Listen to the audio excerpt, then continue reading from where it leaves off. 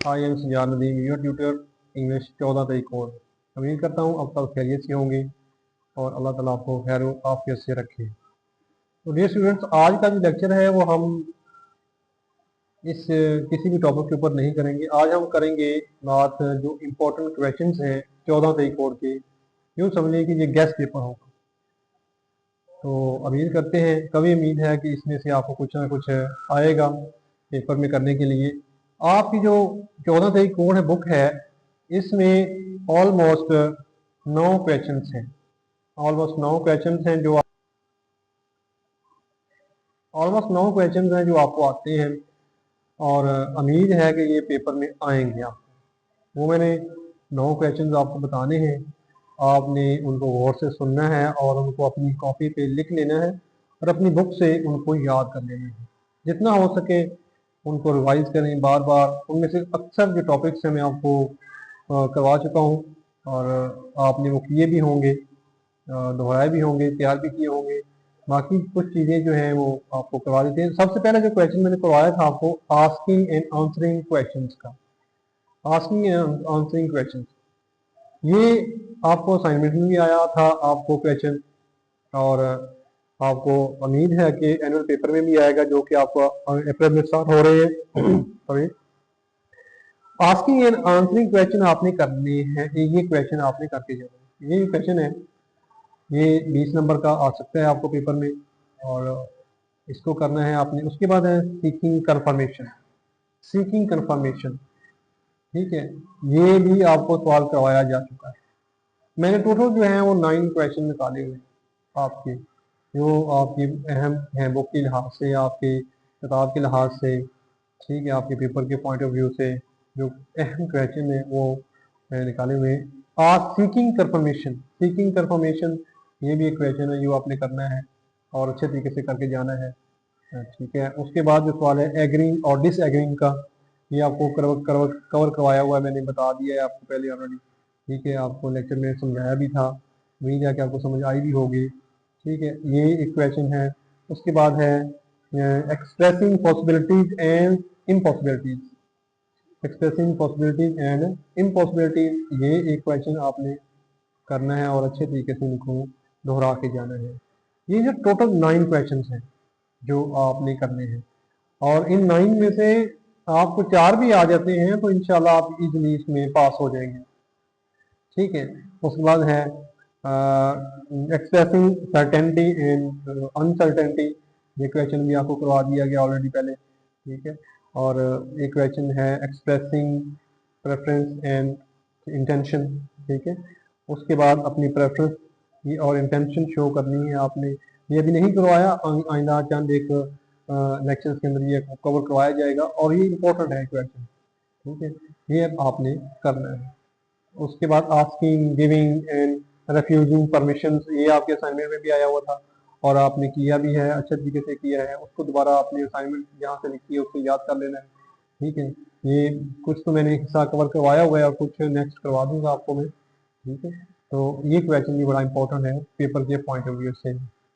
एक और क्वेश्चन जो आता है पेपर में अक्सर, वो है expressing appreciation and gratitude, appreciation and gratitude, ये एक क्वेश्चन बड़ा इंपॉर्टेंट है। इसको भी आपने अच्छे तरीके से करना है और इसको दोहराना है बार बार, ठीक है। और लास्ट क्वेश्चन जो मेरे पॉइंट ऑफ व्यू से अहम है, जो आना चाहिए पेपर में, जो मतलब ये कि इसको आप करेंगे अगर याद कर ले तो उम्मीद है कि वो पेपर में आ जाएगा, ठीक है। गिविंग एडवाइस एंड सजेशंस, ठीक है। गिविंग एडवाइस एंड सजेशन, ये एक क्वेश्चन अगर आप करते हैं तो ये भी बड़ा इंपॉर्टेंट है आपके पेपर के पॉइंट ऑफ व्यू से। तो ये 9 टॉपिक्स मैंने बताए हैं, इनको आपने अपनी कॉपी पे लिख लेना है, ठीक है। कॉपी पे लिखने के बाद आपने इनको 1 बाय 1 याद करना शुरू कर देना है। एक दिन एक टॉपिक याद करने, दूसरे दिन दूसरा टॉपिक याद करने, तीसरे दिन तीसरा। अभी टाइम है पेपरों में, अप्रैल में पेपर स्टार्ट होने हैं आपके, ठीक है। तो अप्रैल तक 1 महीना है, रोजाना का 2 दिन में एक टॉपिक कवर करें तो इंशाल्लाह आपके पूरे टॉपिक्स जो हैं वो कवर हो जाएंगे, बड़े इजीली हो जाएंगे, बड़े इसमें कोई मुश्किल नहीं है, ठीक है। अगर आप करें तो बड़े इजी है ये। बाकी कुछ चीज़ें इसमें समझाने वाली हैं, वो हम समझ रहे हैं साथ साथ, ठीक है। तो मेरा आज आपको गेस्ट पेपर आपको पहले से बताने का मकसद यही था कोड 1423 अल्लामा इकबाल ओपन यूनिवर्सिटी का, ताकि स्टूडेंट्स को बिफोर हैंड बता दिया जाए कि ये क्वेश्चन इंपॉर्टेंट है और उनकी वो तैयारी शुरू करें। ठीक है, लेक्चर हमारे अल्हम्दुलिल्लाह हो भी रहे हैं और इंशाल्लाह होते भी रहेंगे। नेक्स्ट आपको गाइड किया जाता रहेगा जितना मेरे से हो सका, जितना मेरे इल्म में हुआ, थोड़े बहुत अल्फाज मेरे पास हैं वो आप तक मैं ट्रांसफर करता रहूंगा। लेकिन आपको बिफोर हैंड बताने का मकसद यही है कि आप इन क्वेश्चन को अच्छे तरीके से टर्न बाय टर्न करते रहें। ठीक है, एक क्वेश्चन कर लें, दो कर लें, तीन कर लें, ये 9 क्वेश्चन को आपने हर सूरत करके जाने हैं। ठीक है, इनको करने से क्या होगा, आपकी जो 50% बुक है या 55% 60% बुक कवर हो जाती है। इनमें से क्वेश्चन आने हैं आपको, और आप देखेंगे कि इनसे जब क्वेश्चन आएंगे तो आप जब इम्तहानी सेंटर में बैठे होंगे तो आप इंशाल्लाह इस नाचीज को अपने दुआओं में जरूर याद करेंगे कि हमें गैस पेपर दिया था। ठीक है, आपने इन क्वेश्चन को करना है। अब इनको याद जब करना है तो ये कोई शॉर्ट नहीं है, ये लॉन्ग क्वेश्चन है। 20 नंबर का क्वेश्चन भी आ सकता है आपको, 10 नंबर का भी आ सकता है। आपको पता है कि 20 नंबर के और 10 नंबर के क्वेश्चन में आपने कितने पेजेस लिखने होते हैं, तो कम से कम आपने 4 पेजेस तो होने चाहिए क्वेश्चन के। ठीक है, 4 पेजेस से कम ना हो कोई भी क्वेश्चन का आंसर जो है। आप आखिर में बीए कर रहे हैं और उसके बाद इसके बाद आपको एक अच्छी जॉब मिल सकती है। बीए एक अच्छी खासी तालीम होती है, उसमें ज़्यादा लेंथी लिखेंगे तो आपको नंबर मिलेंगे। एक दो पेज लिखने से 20 नंबर या 10 नंबर तो नहीं आते। ठीक है, और उसके बाद आपने जो पेपर पैटर्न है, जो पेपर करना है, उसको करने का तरीकाकार जो है वो अच्छे तरीके से, मतलब पेपर को संवारना कैसे है, उसके मार्जिन कैसे लगाने हैं, उसके हाशिए वगैरह, और उसके मतलब जो भी नक्शो नगारी करनी होती है पेपर के ऊपर। आजकल आपको पता है कि नक्शो नगारी के ऊपर ही काम चल रहा है। तो जितना आप खूबसूरत पेपर बना के लिखेंगे उतने ही आपके नंबर खूबसूरत हो जाएंगे। ठीक है, तो इस तरीके से कोई भी चीज़ है ना उसको आप अच्छे तरीके से करने की कोशिश करेंगे तो आपको अच्छी चीज़ें, अच्छा रिजल्ट मिल जाता है। अगर हम किसी भी चीज़ को जान छुड़ाने की कोशिश करेंगे तो उसको आपको वैसा रिजल्ट मिल जाता है। ठीक है, तो ये इन चीज़ों का बताने का मकसद यही था कि आपने पेपर, अब मैंने अक्सर पेपर देखे हैं, कुछ पेपर ऐसे होते हैं कि उनको पढ़ना ही मुहाल होता है। तो उसमें फिर टीचर क्या करता है, बस क्रॉस कर देता है, अपनी मर्जी से 2-4 नंबर लगाए और आगे गए।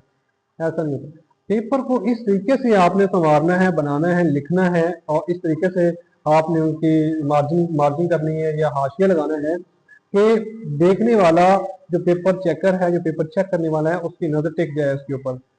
वो सिर्फ उस पेपर की खूबसूरती देखता रहे, उसको पढ़ने की बजाय उसकी खूबसूरती देख के और नंबर लगाए और आगे चला जाए। तो इस तरीके से आपने पेपर को हल करना है। ठीक है, तो जान नहीं छुड़वानी बिल्कुल भी। कोई भी आप चीज़ करते हैं उसको दिल लगा के करते हैं, अच्छे तरीके से तैयार करके करते हैं। ठीक है, मेहनत आपने करनी है, सिला अल्लाह ताला ने देना है। गाइड करने के लिए अल्लाह ताला ने आपके लिए लोगों को मुकर्रर किया हुआ है। उनमें से एक मैं भी हूँ, मैं भी कर रहा हूँ आपको गाइड जितना मेरे से हो सका। मैं ये नहीं कहता हूँ कि मैं कोई स्कॉलरशिप हूँ या अल्लामा फाहमा हूँ। अल्लाह ताला ने जितने भी चंद अल्फाज मुझे याद करवाए हैं वो आप तक ट्रांसफर करने की कोशिश कर रहा हूँ मैं। ठीक है, तो आपने इनको, जो भी चीज़ आपको बताई जाती है, अच्छे तरीके से समझाई जाती है, उनको करने की कोशिश करें, बार बार करें, घर बैठ के तैयारी करें। और जो चीज़, एक बहुत की नोट है ये, कि जो भी चीज़ आप चंद एक लाइनें याद करते हैं, कोई भी एक ऐसी बात याद करते हैं, उसको लिख के चेक किया करें।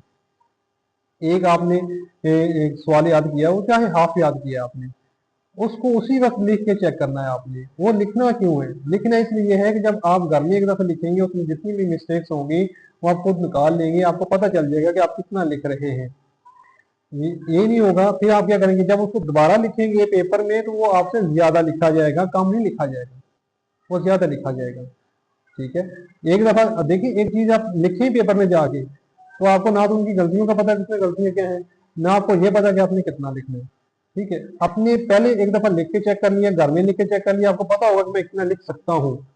दोबारा जब लिखेंगे तो आप उसको उससे ज्यादा लिखेंगे, उससे कम नहीं लिखेंगे। कोई भी चीज एक दफा कलम के नीचे से गुजर जाती है ना, तो दोबारा बंदा जब उसको लिखता है तो उसको ज्यादा लिखता है, कम नहीं लिखता। ठीक है, और जब आप ऐसा करते हैं तो आपके नंबरों की जो मार्जिन है वो बढ़ जाता है। ठीक है, तो उसमें कोई भी दो राय नहीं है कि जो लोग मेहनत करते हैं उनको अल्लाह ताला जरूर सिला देता है, उनको अल्लाह ताला जरूर उससे नवाजता है। ठीक है, और उनको नवाजने के बाद उनकी कामयाब भी करता है ज़िंदगी में भी। तो आपसे मेरी आखिर में मेरी यही इल्तमास है कि मेरे इस चैनल को आपने सब्सक्राइब करना है, लाइक करना है, शेयर करना है, जितना हो सके दोस्तों को इसके साथ मंसलक करना है। ठीक है, तो ये जो 14-23 कोड है इंग्लिश का, कंपल्सरी इंग्लिश है, थर्ड ईयर की इंग्लिश है। ठीक है, इसको आज गेस्ट पेपर देने का मकसद या गेस्ट क्वेश्चन बताने का मकसद यही था कि स्टूडेंट्स जो हैं अपनी बिफोर हैंड तैयारी करनी। पेपर चूंकि होने ही होने, आज नहीं तो कल परसों हो जाएंगे, लेकिन पहले सवालात जो इम्पोर्टेंट सवालात हैं जो आपको बता दिए गए हैं उनको आपने कर लेना है और अच्छे तरीके से करना है। कोई भी इसमें दो राय नहीं है कि इनमें से कोई क्वेश्चन ना आए, इसमें से क्वेश्चन आपको आने हैं। इन 9 में से 4-5 क्वेश्चन तो लाजमी आने हैं। ठीक है, इनको आपने याद करना है।